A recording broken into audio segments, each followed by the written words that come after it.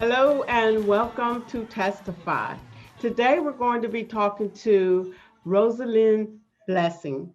And Rosalin's going to tell us her story of how she came from being the youngest of 12 siblings, going through an abusive marriage, ended up moving all the way across the country from New Jersey to California to get a better life, raise her children, and become the awesome and excellent woman that she is today.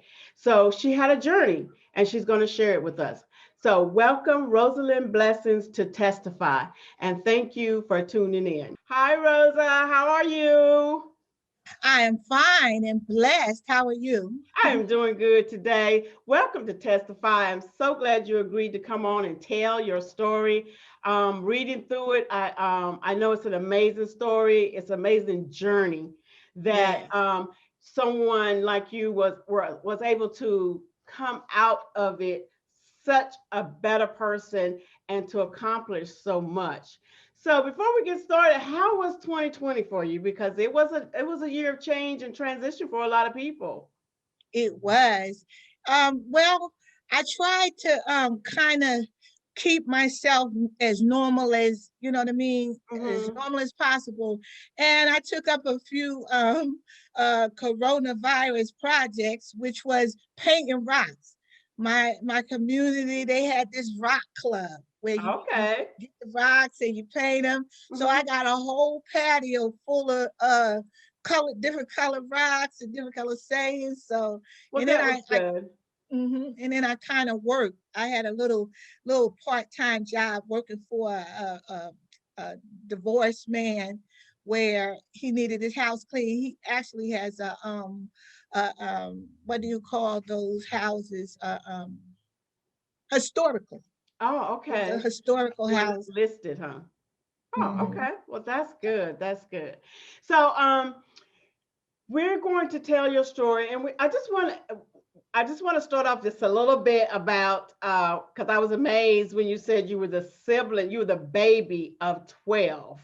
Hmm. How was it being raised in a house of 12? Because I was raised in a house of 7. I thought that was Okay. big. Okay. So I had 8 brothers and I had 3 sisters. And I come from a very dysfunctional family because my mother was a disciplinarian, and she always beat us. Ah, Just always corporal just beat us. I feel like she had a big resentment because she had all 12 of us, because she always referred to us as you last six. oh, okay. Okay, you last six ruined me, Mm. and she would always beat us. But anyway, I grew up as the youngest with a house full. I had pedophiles for brothers. Oh my So it was a God. lot of incest. It was a lot of incest. So, 2 of my brothers was molesting me. I started being groomed. Probably, I was still bedwetting. It was like five. I was about 5 years old, maybe 5 years old, 4 or 5 years old, Mhm. and was being groomed. And so, he one of my brothers would come into my room Oh basically wow. every night, and just, I stopped, he just took my innocence from me. I Yeah. stopped being a little girl. And so I remember, I told my mother. I went to my mother and I told my mother, so and so brother's coming into the Hmm. room and he's bothering me. She completely turned on me, her baby, and went with my brother. And that's the name of my book. What goes on in here stays in here. You Oh, don't like okay. what's going on, you can get out of my house. Hmm. I was 11 years old. I was 11 years old when my mother told me to leave her house. And she Wow. said, I'm not going to send the police to look for you either. Wow. So there So was no father figures around? my I had both parents, but my mother was a disciplinarian and she ruled the roost. My father, I felt like I loved my father. My father was my best friend, but he was more passive. He seemed like he stood in the shadows. Hmm. Like what my mother said, that was the law. And usually it's the other way around. Yeah, but no, Usually it it's the was my father mother. that lays down the rules and the mother is the passive one. No, well, Wow. That's a not shame. in my household. Yeah, and That's a shame. my Especially for mother back in that day. my mother was raised. My mother went to prison when she was 12 years old, and she was raised in the Trenton State prison for women as a little girl, because she was my mother was a fighter, right? And Hmm. so it was, she was in school or whatever. And anyway, they charged her. There was two bullies in the school, and they threatened my mother. And my mother said, "Okay, well, we're gonna do this after school, right?" Anyway, so she told the bullies, "All right, we're gonna fight after school." And one of the bullies had a heart condition, and they were so afraid of my mother, that she was taking them up, Hmm. that they had a full-blown heart attack, and my mother was charged for her heart attack. So she went into the prison system when she was like 13 years old. They didn't let her out till she was 17. Wow. So she didn't know. I feel Yeah, I like mean, we don't try to find excuses for them, but you can't do what you don't know how to do. that's You what she can't, told me. She you said, can't "How show could?" what you ain't never been shown. And That's what she said. so That's it's what the she told circle of me. life. It's the That's circle what of she life. told me. She It's said, the "How can circle of I life. love you? Ain't nobody love me.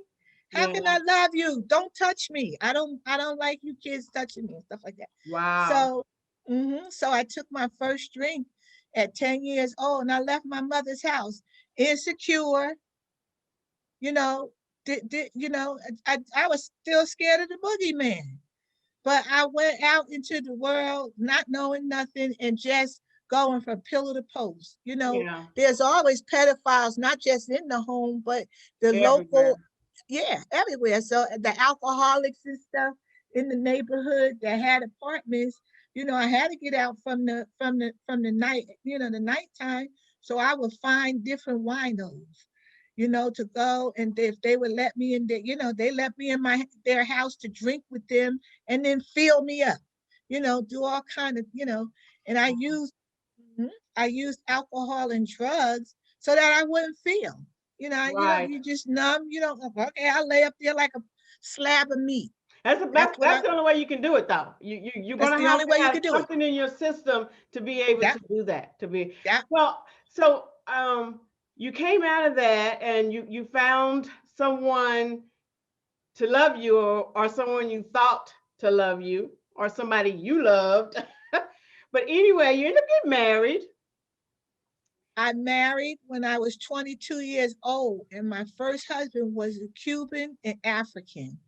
He came from Havana, Cuban, and I was 22 and naive. And he wined and dined me, got my hair done, nails done, clothes, taking me out to eat, and all of this went on for 3 years. So I thought I had arrived. I thought, oh, I Yeah. got my fairy cook, my fairy book prince right here. Mm-hmm. And so, so eventually, I remember saying, "Well, Raymond, if you love me, put my name on your arm. Get my name on your arm." Oh, I thought you was gonna say put a ring on it. No, No, you want I your said, name on it. yeah, I said I wanted my name on his arm. Oh, Rosie. So I believe that's what sealed my fate right there, for him Oh. putting my name on his arm. So, he put okay, Rosa. Okay, he called me Rosa. Okay, Mm-hmm. Rosa. So he puts my name on his arm. And then maybe about a year or so later, because we dated for 3 years, we got married. Girl, Nona. It Ah, was like he pulled this mask off, and it was the devil that I had married. never seen him before, huh? Never seen him before. It was the pure devil. That man beat me every day for breakfast, lunch, and he hated American people. He hated American people. He married me, you know what I mean? Because he felt like I was a possession. He wouldn't let he told me, he said, if you try to leave me, I'm gonna go down there and blow your mother and them's house up with them in it, and they're not gonna find me because I don't have no social security card or birth certificate. so they're not going to be able to trace me. I'm telling you, there is nothing in this world scarier than looking down the chambers of a shotgun and a madman behind the trigger. Oh, I can only imagine. I mean, it sounds like something out of a movie, you know. It, You got a movie, Rosie. You got a movie. You got a lifetime uh-huh. story. I have marks on my body that I'm going to take to my grave. He took and dragged. We lived on the third floor in an apartment in a house, but on the third floor, an apartment unit on the third floor. So he took and dragged me by my braids, stripped me off of all my clothes, butt naked, butt behind naked, dragged me from the third floor by my braids all the way down the stairs, butt naked, and on the bottom of the stairs was shards of glass, Ah, big shards of broken glass and stuff. ah, So he drags me through the glass to throw me out to the street, on down to the street, and a big piece of glass opened up my back. I'm bleeding like a pig. You think that stopped him? He took and threw me out onto the street, butt naked and bleeding. wow. So, Mhm. what was the last straw with him? How did you get away from him? He had came in into our apartment and he was beating on me, and somebody heard us fighting or heard him attacking me, and they called the police, and the police came and they dragged his butt out and beat him and dragged his butt out. And it seemed like they took him because I had asked the local, men and brothers and stuff that had been in the prison system, had they ever heard of this prison where they had him at?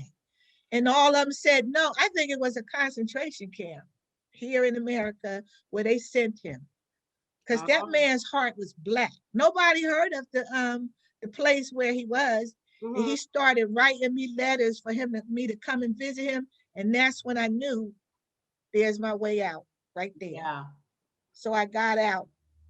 you got I out. got away. After 7 years, I Wow. stayed with him for 7 years in that marriage. So you stayed in the area? We lived in the area. Yeah. So He you got, wouldn't let me go see my mother. but you got out of the relationship, and then where did you go? Out of the frying pan into the fire again, because that's when I was still homeless. I was homeless, and I met my children's father. Oh, so there was no long period of healing and Um, being no, single and no, I healing. was a part of the street. None of I that. was a part of the street life. Yeah. That's what I knew was the street and Right. how to survive in the street. So You you know, met your second Mr. I wasn't married to him because that man was, oh gosh, like I said, we was he was homeless too. So we have became drinking buddies. Ah, We became drinking buddies, and he would panhandle and get all little money change together for the end of the day, so that we could get our drink on. So I was just his you were you just know out there. yeah, I Living just was life. out there. Couldn't go But back home. I just want to share this little part with you before with Raymond. So when we first met, this is in the summertime, and I was coming up to go meet him because he had my little Bacardi and Coke, and in the bar waiting on me. So I'm coming past this abandoned building. I'm coming past this abandoned building, looking straight ahead, because I'm going to meet my new love interest, right? Right. So I'm walking past. All of a sudden, it was a big abandoned building. All of a sudden, a rapist comes from behind me with a big piece of broken glass, maybe from out of the window, and puts it across my throat, drags me into the abandoned building. And he's like, bitch, you know what time it is. Come on, come on, move it, move it, move it. And the building stunk. It stunk. It was just, it was an abandoned building. So he drags me in one of the rooms, right? So he says, I'm thinking, my wheels is turning because I'm from the street. So I'm thinking, I said, this man gonna kill me, anyway, he's gonna rape me and kill me because I saw him, right? So I'm thinking and thinking. So he says, come on, get your pants off. Hurry up. Pull the pants down. Pull the pants off. So I remembered a TV doctor. It was a TV psychologist that said, for all you women out there that may have been raped or anything like that, what you need to do is use reverse psychology. Don't scream, because your attacker, that's what gives him more power. He's going to really attack you, but act like you like it. So I said, well, hell, that thought came to my mind. Yeah, what do I got to lose, right? He gonna kill me. So he takes me in there and he says, pull your pants down. So I pulled my pants down. Before he could put that nasty junk, in me, I started saying, oh yeah, baby. Yeah. Oh, would you be my man? Would you be my boyfriend? The man, the rapist. All the power and the thrill. The thrill is gone. The thrill is gone. He looked at me and took off running. He said, you crazy, and ran off out the building. And I pulled my little stuff up, never told my little new love interest, that Cuban, what had happened to me, because it went with the territory of the street. Wow. Oh my gosh. Life. Yep. I got over. We ain't dumb. You know what I mean? We ain't dumb. Yeah, you bring it back to your remembrance, what you need at the time that you need it. We'll do it. Yes. So with my kid's father, so we became drinking buddies. When I met him, I did not know that my kid's father was a schizophrenic. He was an untreated schizophrenic. So I'm staying drunk, he's staying drunk, we're fighting, physically, you drink, you get drunk, and you fight. That's what you do. And the babies started coming. I had 3 children for him, back to back. Like, he kept jumping me, just disgusting.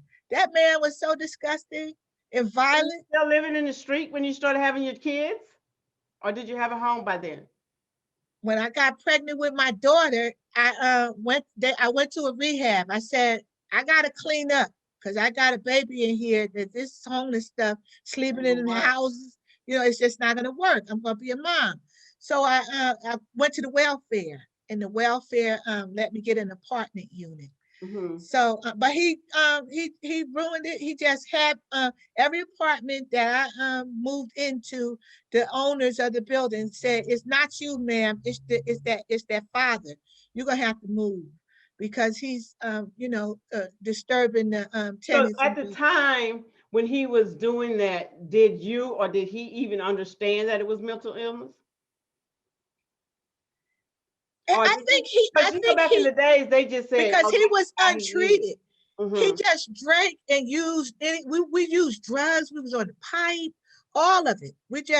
All the party favorites, just so that I wouldn't feel, Nona. I was a garbage head. You could call me a garbage head. You know what I mean? I was using intravenously, tying up, all of it. I had hepatitis for 13 years. But with me and my sister, that's 2 years old. She's deceased now, but me and my sister that's 2 years older than me, after my mother died, my brothers took over the house. They left us homeless, blah, blah, blah, blah. So me and my sister was homeless, and we would shoot dope together, and she gave me hepatitis. Wow. So anyway. So the kids are coming, the kids are coming. The kids are coming back to back. So I had my daughter in 1990, then I had my son in 1992. But back east, they had this brand new building. They had this brand new building that it was called the Harmony House for homeless women that had children. Only women could live in that building. So they let us, we got on the waiting list, and we got in there right after I had my daughter. Right after I had my first baby, we moved in there. Here he come. That nigga found me. Let me tell you something. I left New Jersey, getting away from his crazy butt, and came out here to California in 1994. A year later, who was here? Hey, I want my family back. I done changed, Rosie. Look, I done got baptized, had his Bible in his hair, grease on his face. I done got baptized. I want my family. I'm a changed man. I knew then I'm done. You're done. Okay, Rosie. So we're going to take a commercial break. And Okay. we're going to come back and we're going to start off in California. Okay. We're going to start off in California because California was another ride, It another sure time, was. It and sure was. California was the journey wasn't over. So we'll be right back and we'll talk about California. Okay. Yes, ma'am. Okay.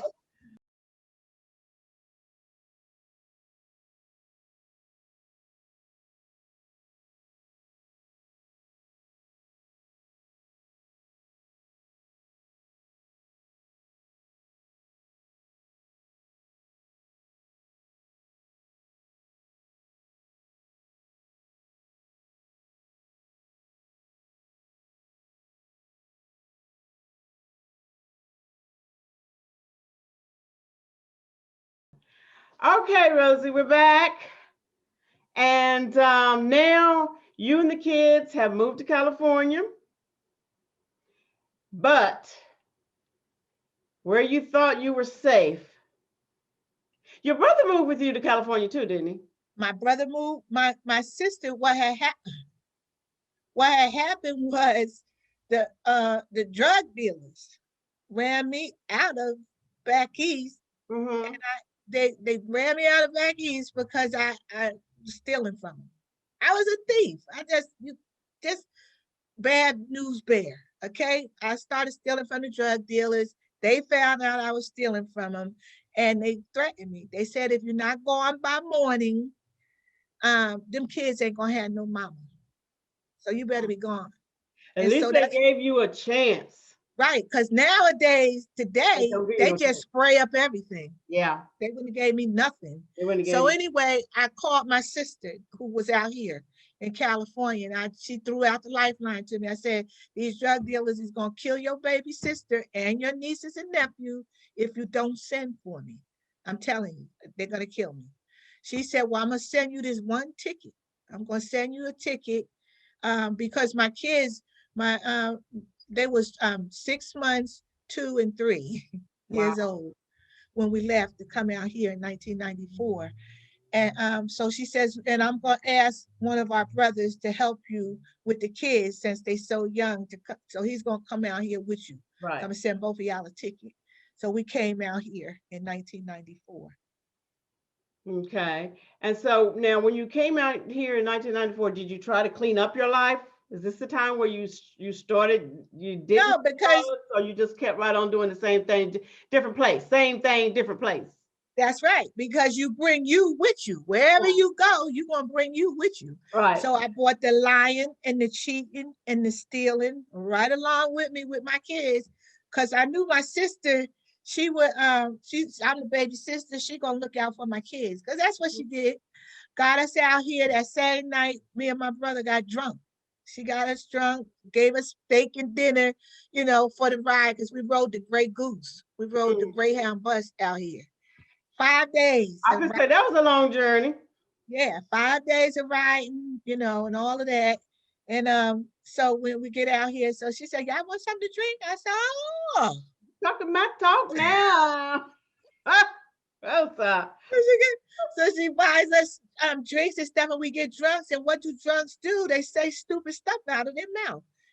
My brother said something stupid to my sister, and she threw us out that night.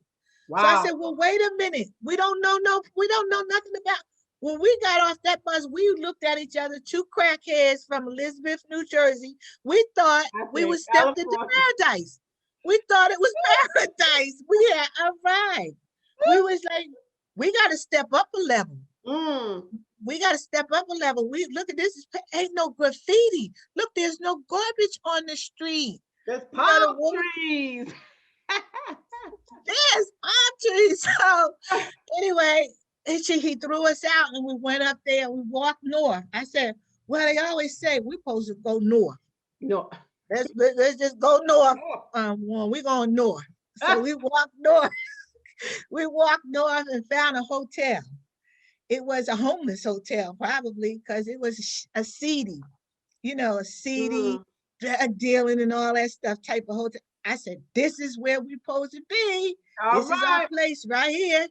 So we Because got in there, got on welfare, got a voucher, a hotel voucher, and that's the one you start living.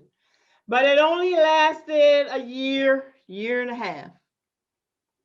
And here comes Mr. oh my God, my Here kid's comes father. Mr. Somebody told one of my family members, and then I come to find out it was my niece. My niece told my kid's father, she said, I didn't know. He said he was, wanted to be with his family, be with y'all and be with his family. And then he had changed, that he had straightened up, cleaned up. So my brother's walking down Rosemead down to come to the house. And who jumped out of a cab? Warren, calling my brother, Warren, out of the cab for him, my kid's father. Right here. And so my brother brings him back to the apartment. You'd have thought I saw a ghost. My eyes was big as quarters. My whole life flashed before my eyes because I knew then he's gonna get back on track. His mental illness is gonna really, really take off, and we're Uh, done. We're done. so when you saw him that first time, you said your life a flash before your eyes, your heart dropped. What could you say? What could you say to him? I said, just leave us alone. Leave me alone. No, I don't want you. He said, I know what you did. Those is my kids too. You just used me for my body. Now you don't want me. You just used me for my body to have those kids, and now you don't want me. Well, you know what? Too bad, because they're my kids too. And he just, oh my God. Mm.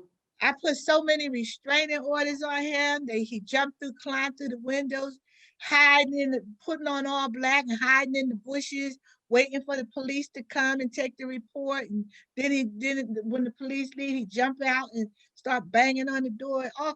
I have couches up against the door and Wow. sticks in the window. It's That was it's a horrible. nightmare. Yeah, it was a nightmare. Now, because I know once you try to get away from that and it follows you, it definitely goes to a different level. You think the first level was bad. This is a different level because emotionally and mentally you have changed from feeling safe. Now you're double up to feeling, I don't know what's going to happen. You And won't the police say won't do I'm safe. You nothing. just be like, I don't know what's going to happen. The police wouldn't do nothing. They're like, well, he does have some type of rights because that is your children's father. Ma'am, the best thing we could tell you to do is put a restraining order. I said the restraining order's right here. This piece of paper is putting me in more danger. They Yeah. don't. Your attacker don't. Honor no daggone piece of paper. And You they think don't do that piece of anything paper to, gonna save you? yeah, No, it doesn't. You no. know what I mean? So I started contemplating on how I can do it myself. So I thought about grinding up glass Oh, Rosie. and put it. I went to a dark place because Yeah, I could not shake this man. Even yeah. though I shared kids with him, I couldn't shake him, and he was very dangerous. He was an untreated schizophrenic that was on all kind of drugs and stuff. So it was bad. It I was was very. bad. Mhm. It So I was bad. started thinking about grinding up glass and putting it in the spaghetti. And I said, come on in, because he's always drunk. Come on in. Okay, want something to eat? And he was like, yeah, I want something to eat. You ain't trying to poison me or nothing, are you? It's like his stupid mind. Antennas went off. Why Uh-huh. is she feeding me and acting so nice? Hmm. So, what about the relationship between him and the kids? He Was he able to I was have one? no. No. I kept them from him. I mean, I literally, well, you know what he did? He snatched when my daughter was newborn back east. I'm going to take her to the WIC office, and we at the bus stop. He took and snatched her out of my arms and ran off with her down the street. He running off with my brand new baby down the street, and I'm screaming, "Give me my baby! Help! Give me my baby!" And it just so happened that the police was riding by, and they heard me hollering. They tracked his butt down, beat the crap out of him, and said, "Don't you ever take a baby from its mother." And they gave me my baby back, Mm-hmm. But that's the kind of stuff he did. He Yeah. took in my oldest son, Elijah, was only 2 years old. And I had to let the door open for them to I would let them go and play outside in the front. So Mm-hmm. I had to leave the door open for them to make bathroom runs. So I had left my door open, and who comes in the door but him, my kid's father, drunk. And so my son Elijah, which is 2 years old, he seen his dad, and you grab your dad's leg, daddy, and grab his leg. He took and picked my boy up. I'm laying in my bedroom, right? And all of a sudden I see something flying, like a flying object, through my room, and it hit my closet door and fell. It was my son. Whoa, He whoa, took and whoa. called my son a mama's boy. Whoa. Go in there with your mama, and threw my boy where he was flying like, airborne, and Mm-hmm. hit the daggone closet door and fell to the floor and started crying. And I freaked out. I said, now this gonna be your last day on earth. And I don't know what happened. I had I found a dog chain. I found a dog chain. I don't know how I did it, because we were fighting. He was fighting for his life. I got that chain around his neck, and Rosie. I was hearing voices, "Kill the bastard, kill the bastard, kill him." So I'm pulling it. I could see his eyes bulging out his head. His mouth was all watering because I was taking him out. And then all of a sudden, a voice, and I don't know if it could have been my Lord God, or Mm-hmm. my mother, but they said, "Let him go." And when I let the chain go, he took off out the door. I ain't see that nigga for 5 years after that. He said, the police called me and said, "We heard that there's been a incident. Just stay where you are, Mrs. Rosie. We're going to come to the house and take a report. But your husband says that there's been a dispute between y'all." So they came up there with guns drawn on me. They took me, they put me in jail. They they took my kids for a year. Oh, They wow. put they put me, the judge said, if you ever, they turned me into a predator and him the victim. See, the California system, they're for men. They don't misunderstand. They are for men. So Mm-hmm. the judge said, "You're a predator. And from the looks of these pictures, if you ever put your hands on anybody else, I'm not sending you to the county. I'm going to send you to prison." And he took my kids for a year. He gave me a $3,000 fine. I had to go to 52 weeks of domestic violence classes. I had to go to parenting classes. What they do to him? Nothing. And for So they just 7 skipped right years, over the point that he threw your child across the room. yeah, they didn't. No, they looked at, because it looked like a freight train.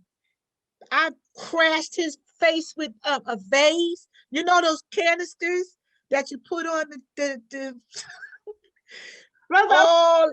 you was at your wits end, and you went into survivor mode, and you went into mama mode, and you Yeah, went into I snapped. You years know that and picture years. snap? Yeah, yeah, That picture snap. I know what them girls went through on death row, because you snapped because I snapped. that thing. I heard voices telling Yeah, me, "Kill that nigga. Kill him, kill him, kill him." yeah. Like that. Well, you had been through so much, so much.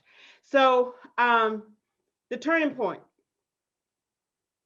The turning point was in 1998. 4 years later, I went into the battered woman shelter.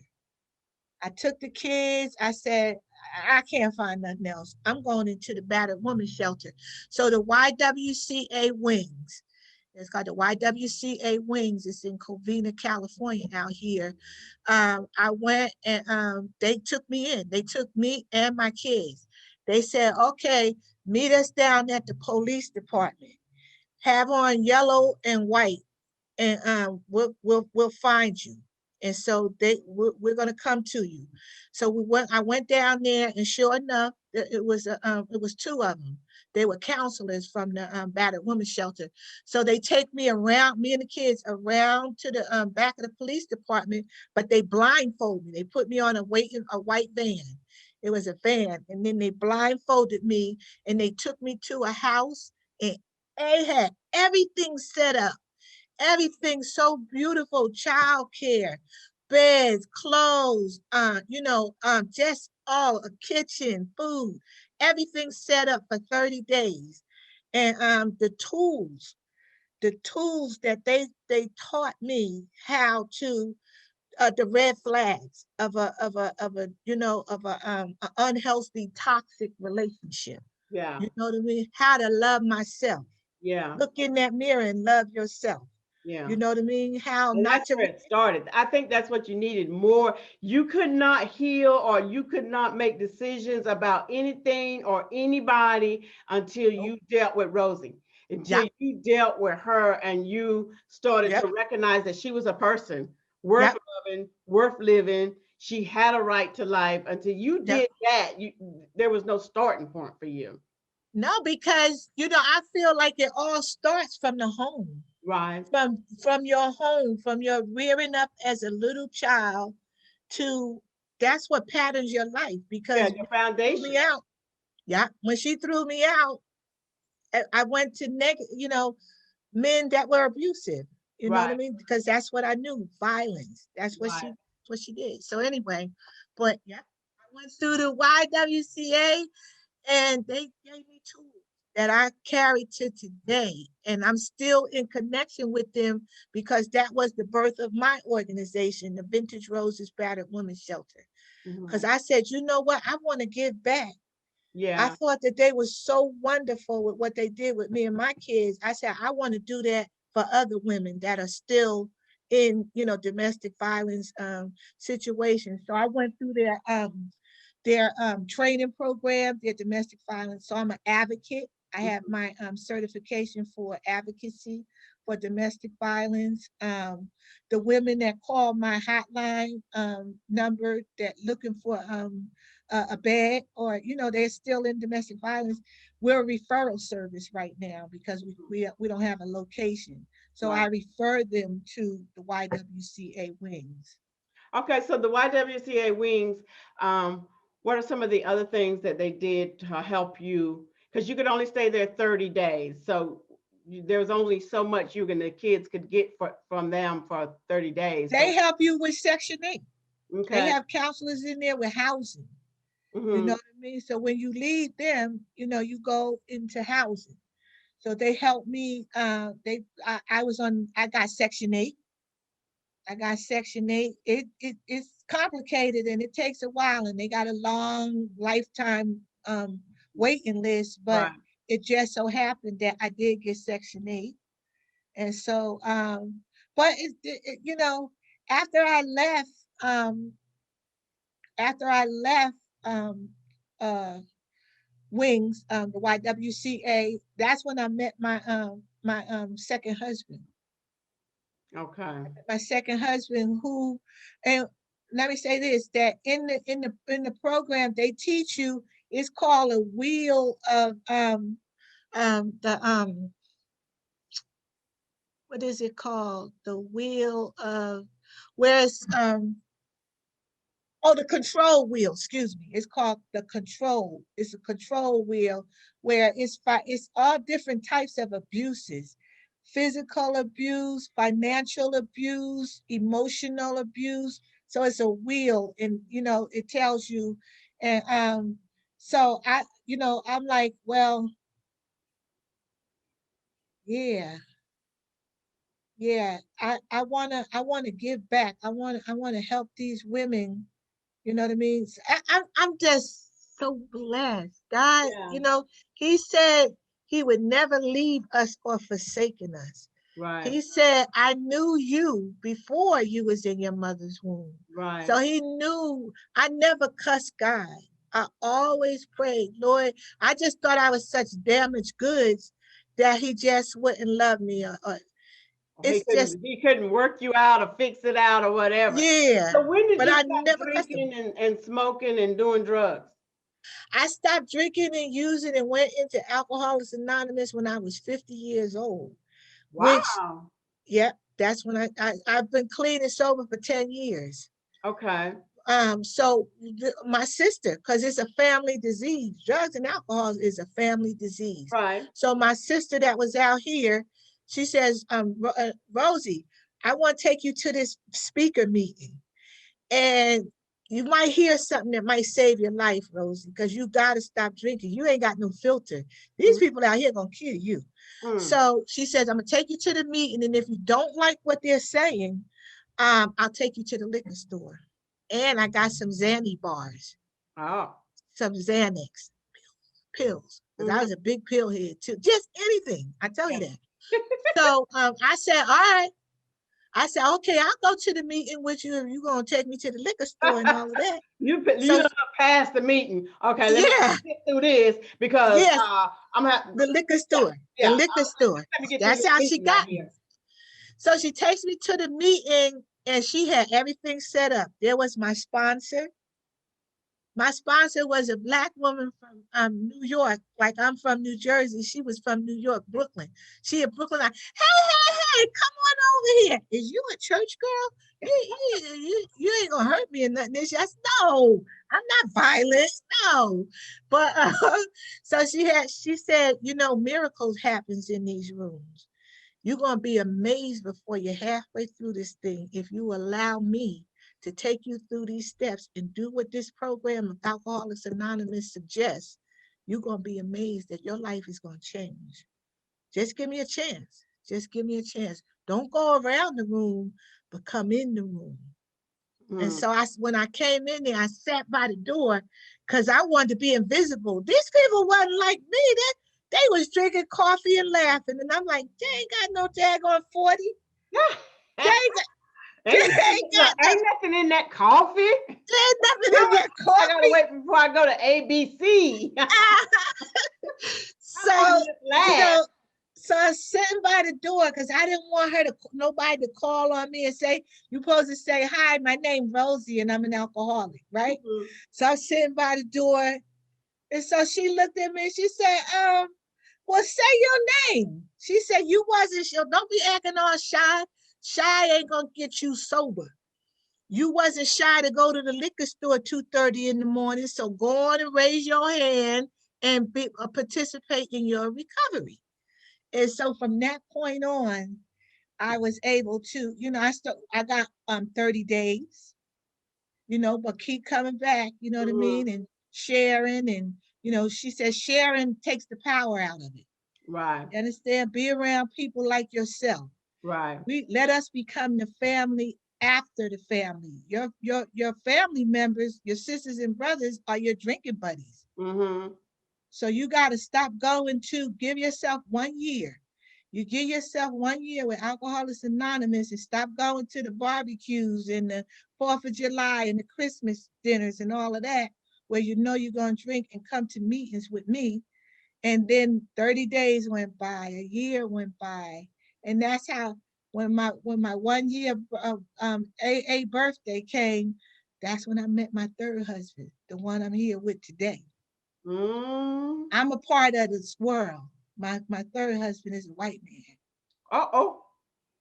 Yeah. Okay. Gentle as a dove. He ain't never raised his voice.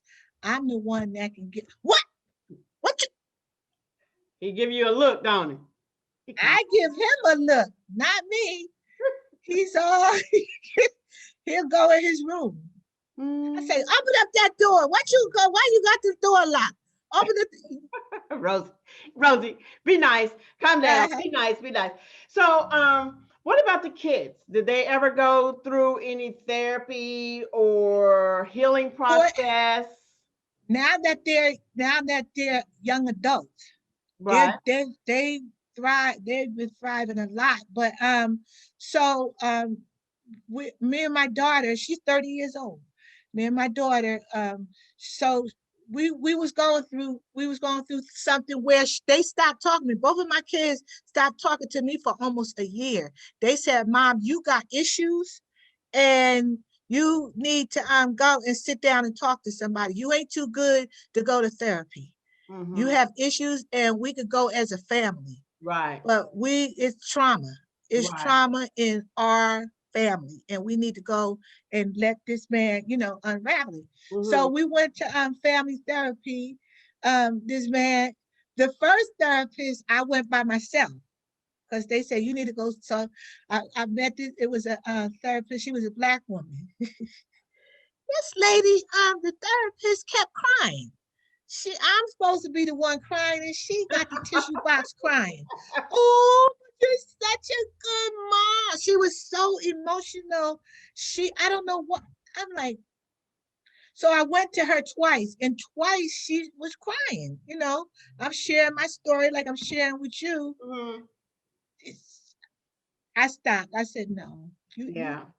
you, you're No. too emotional. What's wrong with you? You're supposed to be a Yeah. professional. You look. You must have been bringing up some memories for her or something like You that. think so? Because she got Who the tissue knows? I mean, crying, why is the bawling. therapist sitting there crying? So, Yeah. but it's good that the kids suggested that and that you agreed to work it out. You still And then wanted to we be went. a mom and you wanted to be a better mom in the end. So So, I wanted to say now I had three children. My youngest son, my baby, in 2017 committed suicide because he was born a schizophrenic like his father. oh my. Yeah, he in 2017, it was a Saturday. It was me and my husband and my son, my baby. Mm-hmm. And he was a paranoid schizophrenic like his dad. And so, but he lived with us, and so he was a security guard at night, right? So this morning, that Saturday morning, he came home, and a mother knows when your child Something's just ain't not. right, Yeah. something's not right. And so he couldn't sleep, and I said, "Son, let me take you to the emergency unit so that they could give you a little sedative for to make you sleep." No, no, they're gonna try to keep me. No, I'm good, Mom. I'm fine. I'm fine. I'm just gonna go and lay down, right? Listen.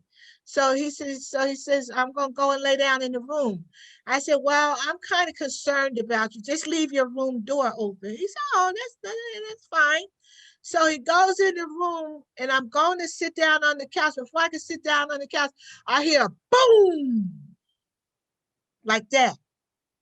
And it was like everything went in slow motion, like I was in a dream or something. Because at first I thought the TV fell on him. So I go, because his room was always dimly lit because he just didn't, he was paranoid. Yeah. So I go and peek in the room, and I see him. He committed suicide with a stolen 38 special. Somebody sold him a 38 special, and he shot himself in the head in his room, in his bedroom. It changed my life forever. But you know what? Because I'm a child of the King, he gives you a peace that surpasses all understanding. And Rose, I I said, don't know Lord, how you would have made it without believing in God. Even though yep, you didn't serve him like you were supposed to, or not supposed yep, to, or should have, or could have, you knew yep, him. You trusted him. You knew him. yep. I'll And tell he you what, got me without that. through it. He Yeah. got me through it without drinking or using. I went to the meetings. I used the spiritual tools boxes and went to that meeting. And one of my AA meeting friends said, if you got to share every day, sharing takes the pain out of it. Yeah. Rosie, we love you. You understand? We love you. You are our family, and we're going to go through the death of Samson, your son, together. And so that's what we did. Wow. Mhm. That's amazing. I mean, your life story is enough. And then to throw in something like that, um, and then to get sober and stay sober through Yeah, something like that, when all your life, all you knew was not to be sober, to kill the pain, to be yeah, it's probably the first big pain that you actually felt naturally yeah. without It being was. drinking, without on drugs. It's the first It time in life was. you felt It real. was.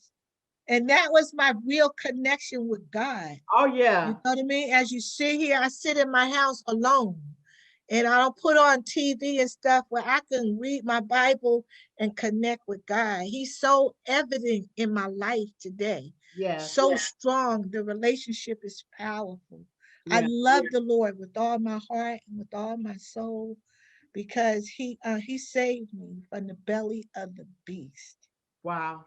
And he most definitely did. So, Rosa, it has been a joy talking to you.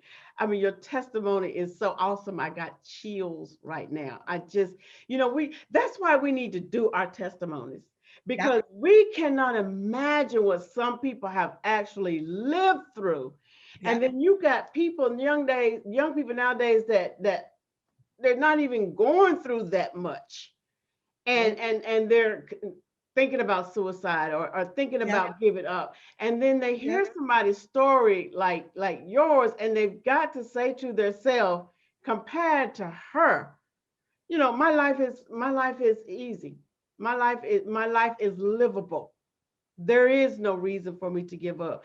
After someone that has been through the things that she's been through and are still here and still praising God. So I guess we'll wrap up with you telling us about your praise and worship life, or about your relationship with the Lord and Savior, because I He. love him. I love him so much. Really. I gave my life to the Lord in 2007. It was some Mexican, Hispanic door knockers. They was door knocking and they said, why don't you come and visit our church? And it was me and my baby, my youngest son. Mhm. And so he said, Ma, let's go. Let's go. So we go over there to that church. I got baptized in that church 3 years later. My son got baptized in that church a year after I did. And him and I would always read our Bibles together. And my son, I miss my baby so much, but we gave our life to the Lord. And Yeah. I'm faithful in going to church. I'm a faithful tither. You Yes. understand? I love him. And you Yes. know what I mean? I love him. You can never repay the Lord just by his grace. Right. Grace You and know. mercy. It's Mhm. whew. You don't look like what you've been through, Rosie. I can say that. You're beautiful. Thank you. Your spirit Uh, is great and high. And I wish I could just give you a hug. I do Say, too, Rosie, thank Nona. you so much I for hope that blessing we stay today. connected. After this, I Yes. would love to stay connected with you. Yes, Rosie. We will stay Yes. connected. And it's just, I still got chills. It's just amazing. I love to hear stories and see people who overcome, who came out and overcome, and they are able to look back and see him when they couldn't see him. Yep. You can look back now and say, oh, he was there. I didn't see He him, was there. I didn't He feel was him, there. but he had to be there. That picture, you know the picture with the footprints? Oh The, yeah. the footprint picture? Hmm. That's what he was doing, carrying me right on through to you, where I am today. you are so blessed, Rosie, and Thank I you wish you very nothing much. but the best. Keep Thank praising the you. Lord because he is faithful. Keep telling Yes, he is. your story, and just keep living this beautiful life. And you're going to touch a lot of lives when you get your 501 established, and when you get that building. I want to be there for the opening. Yes, I want to be there yes, for the you opening. will. So don't Because lose my it's email and gonna my come. address. Yes, He's opening the doors. Nona, he is opening I know doors he as we is, speak. because As we there speak. is just so many. I mean, there's that he uses people just like you Yep. to do the things that he needs to be done. Yep. Well, That's my Rose, ministry. I wish you love, peace, and joy. Thank Thank you you, so much sister. for coming on Testify. You have been a joy to spend time with and to hear Thank your you. story. I am so grateful and thankful. You take care and be. Yes, ma'am. Thank you. Bye bye. Thank you. Bye-bye.